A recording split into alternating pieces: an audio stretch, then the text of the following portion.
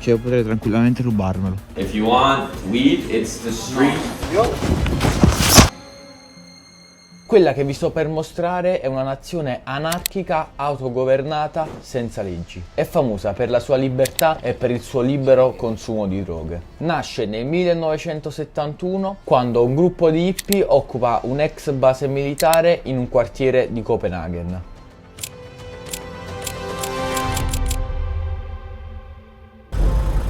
Siamo arrivati fuori. Questa è la seconda entrata e direi di entrare. Appena entrato è come se si respirasse un'aria diversa.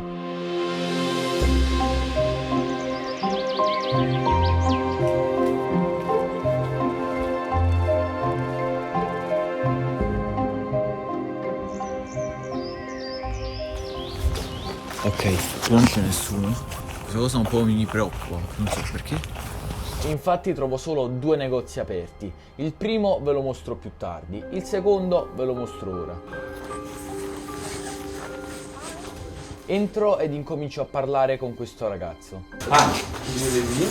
Yes. I was born here and he lives here, so. Ma questa città è davvero libera da tutto oppure ci sono delle regole? So there's a stigma or there's a story going around that everything here is legal. It's not like that. The best way to explain it is this is a city within a city. Yeah, it's still Copenhagen, it's part of everything. It's just there's a few different rules that means that this is a little bit different to live here because the entire area is owned by Christiania. Praticamente una città in una città autogovernata. So it's not the government or anything that owns it legally, it's Christiania. So when you live here and let's say you buy a house here, you pay Christiania. You don't necessarily pay, they can't like change the prices. And for example, let's say I move into a house and it's 2 million Danish. Personally, I think I'm gonna renovate, I'm gonna put another 1 million inside the house. When I leave, it's still 2 million. Spende 2 milioni per comprarsi una casa, dopodiché spende un altro milione per ristrutturarla e poi quella casa ne vale 2. It's just I take care of my own place and I protect the place I live and I want to elevate it. So that's the best way. Ma realmente quante persone ci vivono? I think we're around 600, yeah, like 700. Around 1,000. Yeah, I think it's like 700 adults and then like 200-300 kids, something like that. Ma le droghe sono davvero legali? It's not legal. It's just since the 70s been a place where you could buy them. So the entire Copenhagen associates Christiania with a place where you can buy your weed. But it's only weed. So there's not really any hard drugs here. But yeah, if you want weed, it's the street. So you have to walk down here, you can check it. I'm not sure if there's... La strada che mi sta indicando si chiama Pusher Street, dove più tardi andrò, e negli ultimi anni in questa strada ci sono stati molti scontri con le forze dell'ordine.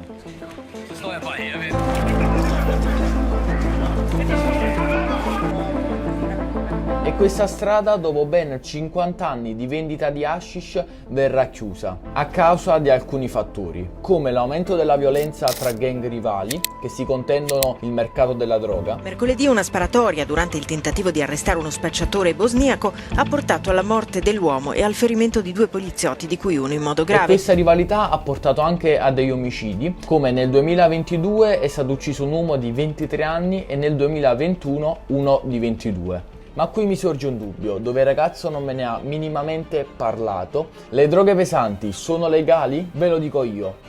No, la vendita e il consumo sono assolutamente vietate, però io avrei qualche dubbio, perché ho visto certi personaggi che non sembravano sotto effetto di droghe leggere. Però questo non lo possiamo sapere. Un'altra cosa che è assolutamente vietato fare è registrare, perciò faccio queste inquadrature anti-sgamo. E questo divieto deriva in primis dagli abitanti e i pusher che non vogliono essere registrati, e poi anche molte strutture che non sono proprio a norma di legge. Ma ora è arrivato il momento di farci un giro nella famosa Pusher Street. Ma prima mi fermo vicino ad una bancarella di un signore dove vende souvenir e oggetti per fumare come cartine, bong, pipette. You live here? Yeah, How many time you live here?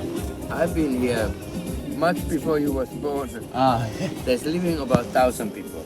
It's a big area. You can go 2 kilometers inside, and there's a bridge to other side, and it continues. Quest'area, come ho detto ad inizio video, è un'ex base militare che in seguito è stata occupata da un gruppo di hippie e questi decisero di riutilizzare gli edifici abbandonati e trasformarli in abitazioni, dichiarando la nascita di una città libera. Cafes and restaurants and workshops and galleries and many places too. You can just go and. E a proposito di strutture, gli chiedo se mi può mostrare l'interno di una casa. Because it's private home. No. But there's a horse stable, so they are open and place for horses and things. But there's many restaurants, cafes. Let's walk straight.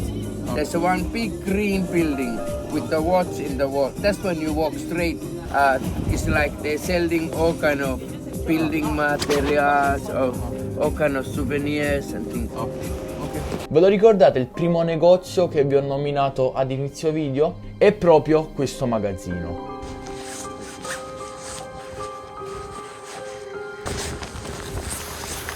Non so minimamente dove sono entrato.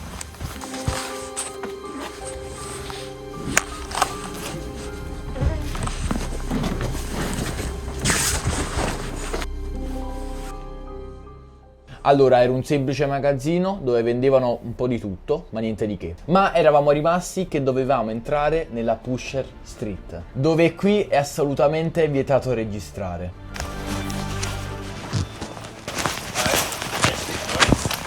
Ecco qui, dopo già 2 metri, non so se si è sentito, mi hanno chiesto se volevo dell'erba.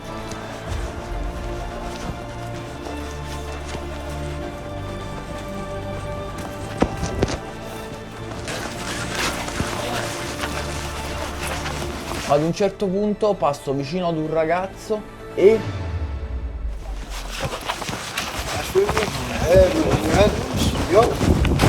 Sì, all'inizio ho fatto finta di non sentire. La cosa strana è che io avevo il telefono in mano così, con la luminosità bassa, e mi ha fatto mettere il telefono in tasca. Considerazione di questa strada, pieno di spacciatori, cioè ogni 5 metri ce n'è uno. Poi oltre la gente che fumava non ho visto niente. Una volta usciti vado verso il lato ovest della città, che lì è la parte più abitata, perché vorrei vedere una casa all'interno.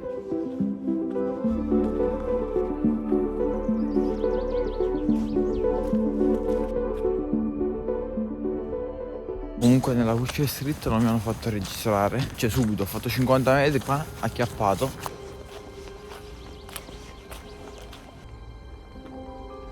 Vorrei provare a chiedere a qualcuno se mi fa vedere una casa, se me la mostra. Però già ho chiesto al signore lì, ma è una casa sull'albero quella, distrutta. Camminando mi accorgo che sono da solo, non c'era nessuno. Ma non c'è nessuno qui.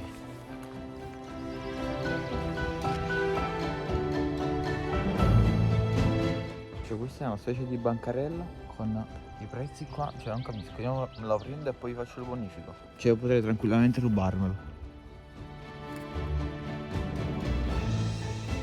Sì, ma io non me l'aspettavo così. O perché sono venuto nella stagione, credo, nel mese sbagliato, perché ho visto ad ottobre video che, con i video su YouTube, che c'è il triplo della gente e ora non c'è nessuno, non so il perché.